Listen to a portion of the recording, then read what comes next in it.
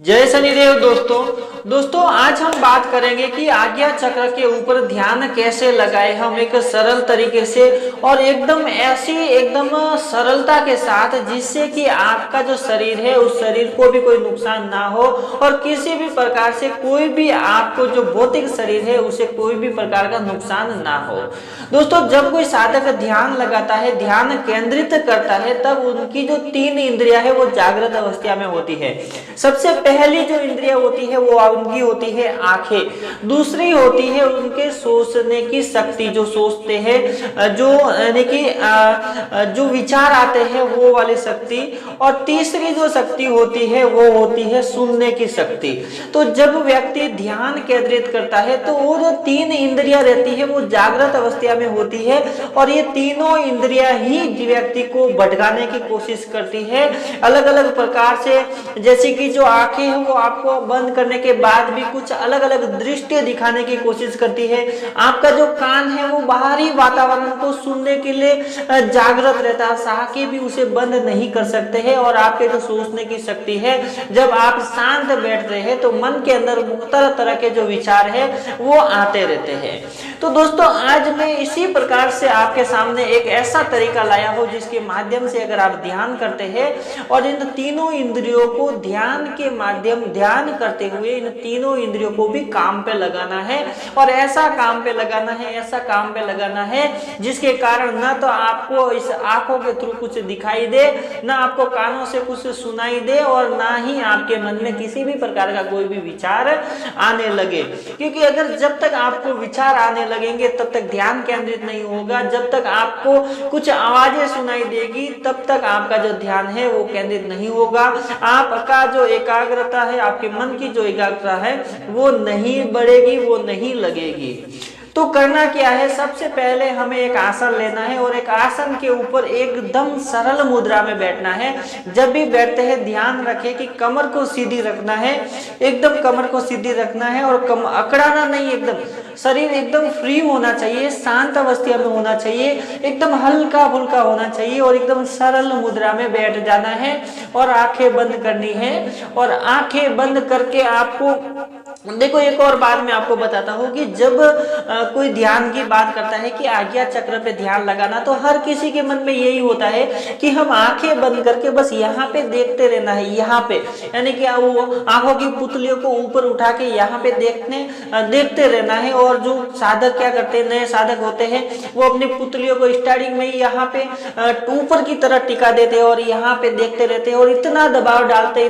डालते हैं कि जो आंखों की जो नसें है वो खींचने लगती है और कुछ समय के बाद उन्हें यहाँ पे दर्द होने लगता है, सिर दर्द का से प्रॉब्लम शुरू होने लगता है। और जब तक शरीर के अंदर, यानी कि जब आपका शरीर रहता है, आपके शरीर में अगर किसी भी प्रकार की कोई भी हलचल होती है तो ध्यान नहीं लगता है, क्योंकि आपका जो ध्यान है उस हलचल के ऊपर चला जाएगा तो आपका ध्यान केंद्रित नहीं हो पाएगा। इसीलिए कहा जाता है कि जब भी आप ध्यान करते हैं तो सबसे पहले आप अपने शरीर को एकदम रिलैक्स अवस्था में रखें, यानी कि एकदम आसन के ऊपर ऐसा आसन ले जो गद्दीदार हो, थोड़ा आपके पैर भी दर्द ना करे और एकदम सरल तरीके से शांति से बैठ पाए। चाहे वो आधा घंटा, 1 घंटा या 2 घंटे बैठ सके, ऐसा ही आसन लेना है। कोई ऐसा कड़क आसन नहीं लेना जिससे कि आपके पैर को वो छूटता रहे और आप हिलते डुलते रहे, इससे भी ध्यान लगने में बहुत सारी प्रॉब्लमें होती है।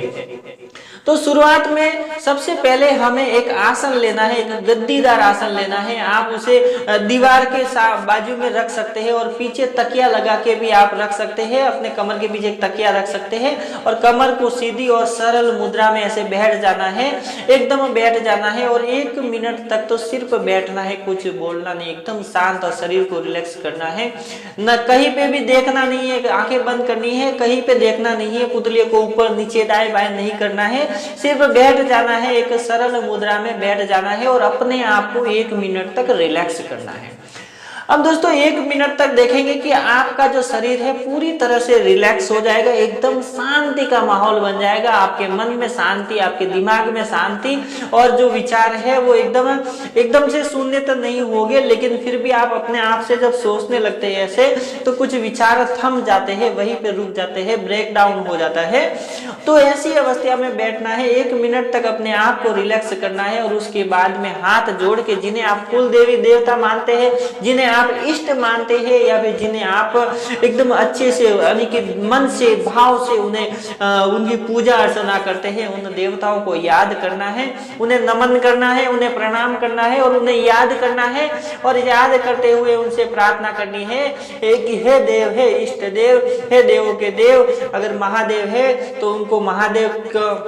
हम भोलेनाथ को याद कर सकते हैं, अगर कुल देवी कुल देवता है तो उन्हें याद कर सकते हैं और उन्हें प्रार्थना करनी है कि हे भगवान, जो मैं ध्यान कर रहा हूँ मेरा ध्यान लगे और मुझे एक अच्छी ऊर्जा प्रदान करे और नेगेटिविटी से मेरी रक्षा करे, कोई भी नेगेटिविटी मुझे अट्रैक्ट ना कर पाए। ऐसी प्रार्थना करनी है, जो आप चाहते हैं वैसी प्रार्थना करनी है। और आपको क्या करना है, आंखें बंद करके, अब देखो मेन पॉइंट अब आने वाला है, क्योंकि जब आप बैठते हैं तब आंखें बंद की जाती है तो हमारी जो 3 इंद्रियां जागृत अवस्था में रहती है, आंख, कान और आपके जो सोचने का जो शक्ति है, जो दिमाग है, वो जागृत अवस्था में होता है। तो ये तीनों कार्य करते रहते हैं, चाहे आप सोते हैं तो सोते समय भी ये तीनों कार्य करते ही रहते हैं, कभी भी बंद नहीं होते हैं। तो सबसे पहले आप सरल मुद्रा में बैठ के एकदम 2 मिनट तक आपने अपने आप को रिलैक्स कर दिया तो आपका जो शरीर है वो एक स्थिर हो जाएगा, यानी कि स्थिर अवस्था में आ जाएगा, न हिलेगा न डुलेगा, एकदम स्थिर अवस्था में आ जाएगा। अब आपको आंखें बंद करनी है और जब आंखें बंद करते हैं तो आपको सामने एक अंधेरा दिखाई देगा, उस अंधेरे को देखना है। अंधेरे के अंदर किसी भी बिंदु को, किसी भी डॉट को शुरुआत में देखने की कोशिश ना करें, क्योंकि जब आप आंखें बंद करके अगर आप देखने की कोशिश करेंगे तो आपका दिमाग वहां पे चला जाएगा, आपका ध्यान वहां पे चला जाएगा, इसके लिए परफेक्ट ध्यान नहीं लग पाएगा। फिर आपको वही कलर्स दिखाई देंगे, वही प्रकाश दिखाई देगा और आप उसके अंदर खो जाएंगे। तो आंखें बंद करके आपको उस अंधेरे को देखना है, सिर्फ उस अंधेरे को देखना है। और अंधेरे को जब देखते हैं तो समझ लो कि आपकी आंखों के लिए वो काम आ गया है कि अंधेरे को देखना, तो दूसरी चीजें नहीं देख पाएगा, दूसरी कोई भी तस्वीर आपके सामने नहीं आ पाएगी। जब अंधेरे को देखते हैं तो कोई भी तस्वीर आपके सामने नहीं आएगी। अब दोस्तों होता क्या है कि जब आप अंधेरे को देखते हैं तो देखते देखते आपको क्या करना है, मंत्रों का जाप स्टार्ट करना है, मंत्रों का जाप स्टार्ट करना है मन के अंदर, यानी कि मानसिक जाप स्टार्ट करना है।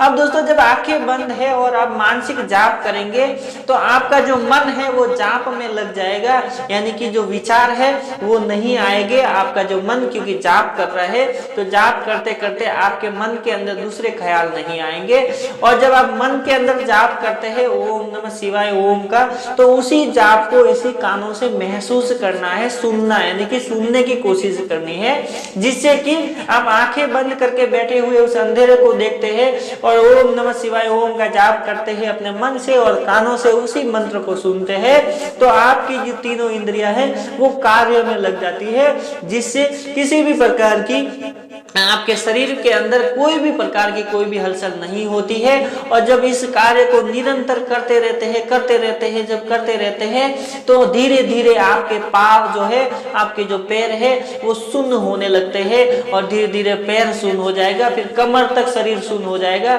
ऐसे करके आपका जब पूरा शरीर स्थिर हो जाएगा तो आपका जो ध्यान है वो सही दिशा में लगने लगेगा, एकदम परफेक्ट दिशा में जाने लगेगा। और उसके बाद आपको ऑटोमेटिकली जो अंधेरे में देख रहे हैं वो जो अंधेरा है उस अंधेरे में आपको ऑटोमेटिकली अलग अलग कलर्स, अलग अलग प्रकाश दिखाई देंगे। आपकी आंखों की जो पुतलियां है आपको यहाँ पे केंद्रित करने की जरूरत नहीं पड़ेगी। जब ये तीनों इंद्रिय कार्यशील हो जाएगी तो ऑटोमेटिकली आपका जो ध्यान है वो आपके आज्ञा चक्र पे लग जाएगा, यानी कि आपको लगाने की जरूरत नहीं पड़ेगी। क्योंकि जब आप नहीं लगाते हैं तो धीरे धीरे आपका जो चेहरा है ऊपर होता जाता है, धीरे धीरे ऐसा होता है